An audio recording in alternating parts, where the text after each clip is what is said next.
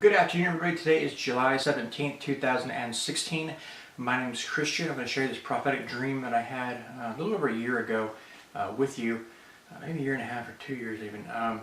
Anyway, I've been thinking about it, and I have no more insight than when I first had the dream, so I'll share it with you.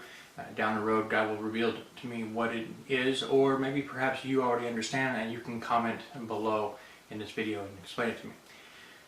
And I want to point out before we get into this, whatsoever God does to me as a prophet is a picture of what He's going to do with the church, alright? So pay attention to this dream. At the start of this dream, I'm with a group of people. It seems like about half a dozen. And we're in what seems like tight quarters, like an apartment complex hallway. And there are multiple doors leading into individual apartments. And for some reason it feels like it's New York, okay? And I am with this group, and we are looking in individual apartments, looking for fire hazards. Okay. The second scene in the dream, we are at the very end of the hall now, and we have all entered this last apartment. And as we enter, the door slams closed, and this older gentleman, who appears to be the renter of this, or owner of this apartment, he's busting up laughing, right? And he's obviously a bad guy. He's laughing at us that we have fallen for his trap. And his trap is simply, as he tells us, that if we open the door, the entire room engulfs in flames because he's an arsonist and he set this trap for us. And we're all going to die.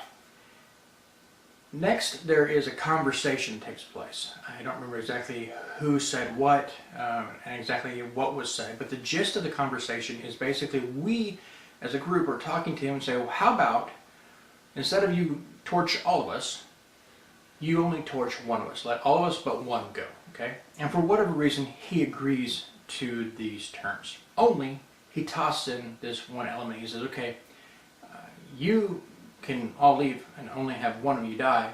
However, you must decide which one is going to die. The next scene, I am with a group of people. We are standing outside of the apartment complex, or outside the apartment I should say, still in the hallway, in a line, and we are looking forward, right? Looking at the door and the wall that was this man's apartment. And we are now outside of the apartment. But the wall has become glass, so we can now see right through it, okay?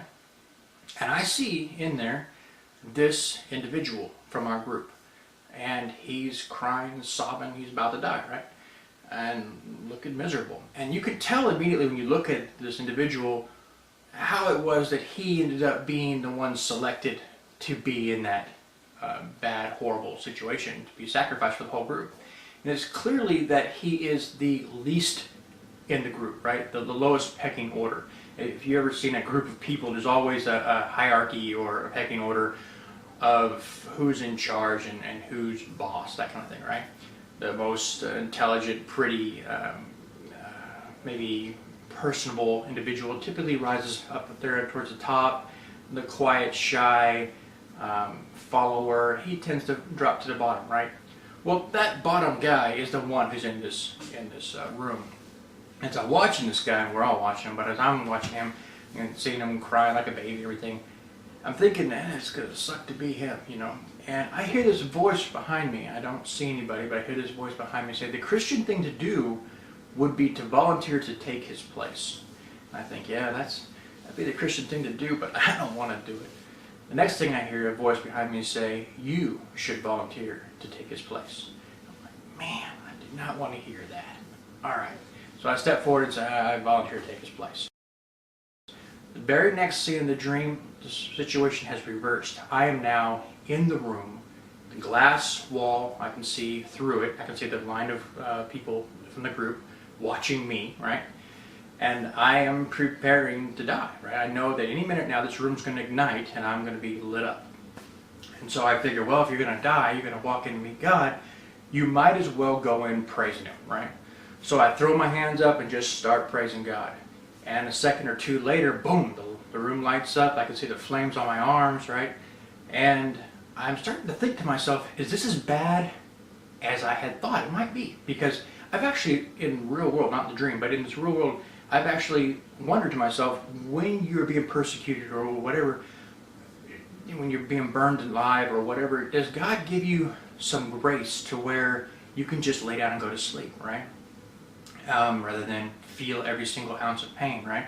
Or whatever the measurement of pain is. And as I'm feeling this flame burning me, I'm like, it's not as bad as I thought, But as the flames are going, I see the group of people that are watching me, right? And they now are intense on getting me out. So they rush the glass wall, right? That's the end of the dream. If you have any insight about it, feel free to comment below. And as always, God bless, take care, and I'll see you in the next one.